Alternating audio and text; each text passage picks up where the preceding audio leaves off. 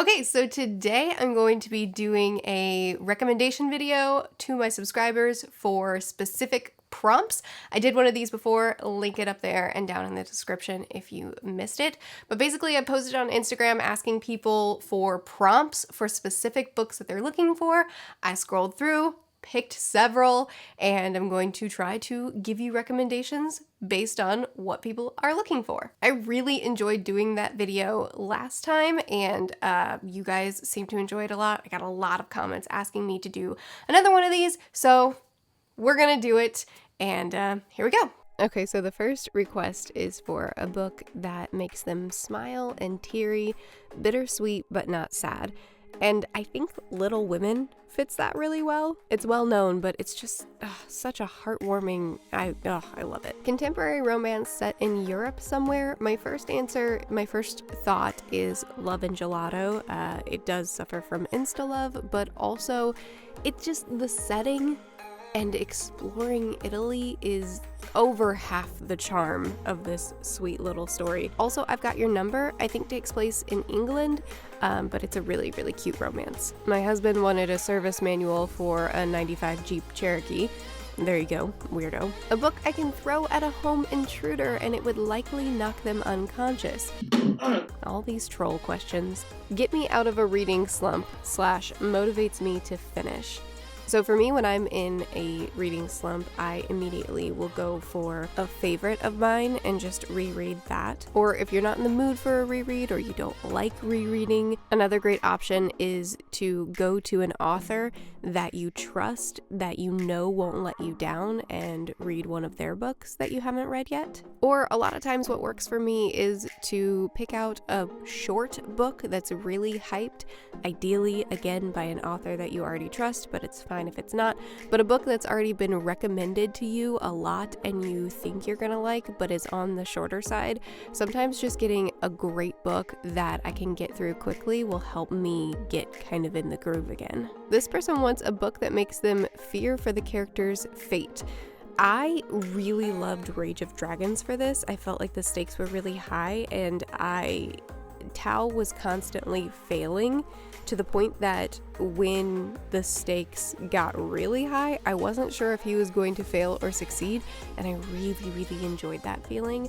Also, if you want a good tragedy, Tess of Duberville, I still don't say it right. This, oh my goodness, I love this classic so much. A different sci-fi or fantasy, something that doesn't play with the same old tropes.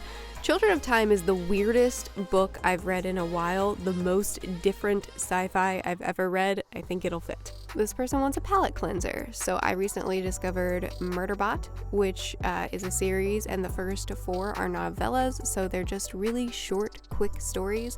They're super funny, and also it's a good combination of very interesting, very unique, also still somehow very familiar, gets you in the heartstrings, like you easily fall, or at least I easily fell in love with Murderbot, but it's also so funny. And it's just a great palate cleanser. Great book. I mean, they're novellas. Great novella, but due to how short they are and how light yet easy to attach to they are, they're just they're perfect in between longer stories. Humorous and appropriate for a teenager. So I've actually given away most of my young adult books that I loved to my niece, because she's in that difficult age range that publishing doesn't really pay attention to anymore. She's 14 years old. So most of these are I'm not going to have physical pictures of them, but Kiss of Deception is one that I have loved. Hunted, you specifically asked for fantasy, so I'm focusing on fantasy. Hunted is a really fun Beauty and the Beast retelling. The Great Hunt was a really unique take on something I felt like I had seen several times before. Ruined was really, really fun as well, and surprised me in certain parts.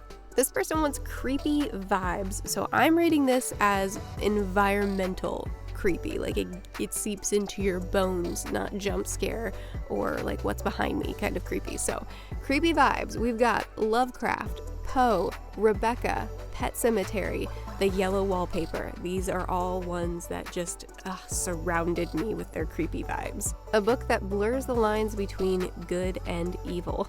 Besides Lies of Locke Lamora, you guys know me too well. You're not gonna let me do it again. It's fine. I think the First Law Trilogy is the easiest answer to this. This is a slow-moving trilogy, so you gotta give it a little bit of time. Most beautiful prose, though. And this trilogy really focuses on characters, and these characters are constantly put in positions where they feel like they don't have a choice, and how they respond to an evil world put in evil situations, but they're not all evil people. They're just, it's hard to explain.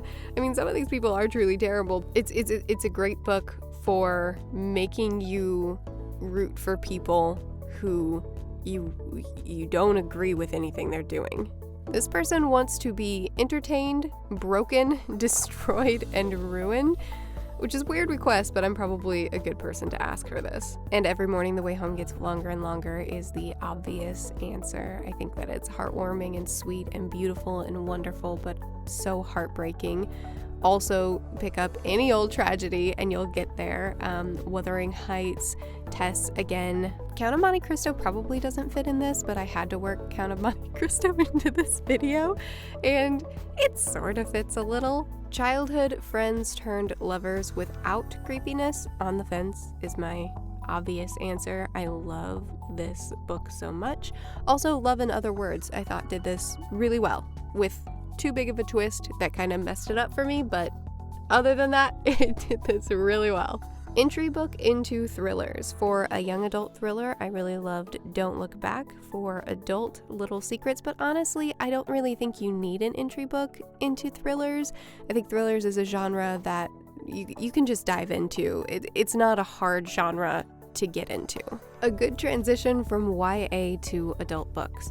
Foundry Side, City of Brass, Mistborn, Sufficiently Advanced Magic, The 13th Tale, The Vanishing Half, An Absolutely Remarkable Thing, The Name of the Wind, Dark Matter, The Aeronaut's Windlass. Honestly, I don't think there are very many genres where you need transition books. Most genres, while young adult books and adult books explore different types of characters, different types of struggles, different types of situations, it's not hard to move from one to the other.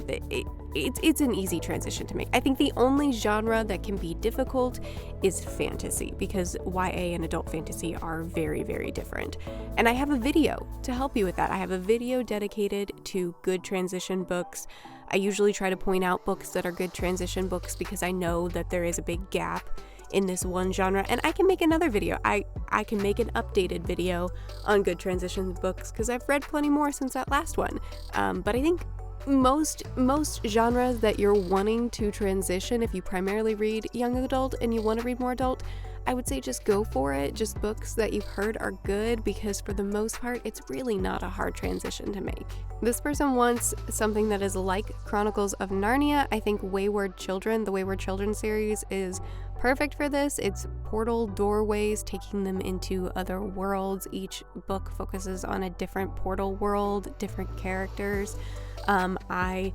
I specifically read this for the worlds because I love the worlds. I don't care as much about the characters, but I love the worlds. I do recommend starting with book 2 in the series because it doesn't matter what order you read this series in. The author herself says so.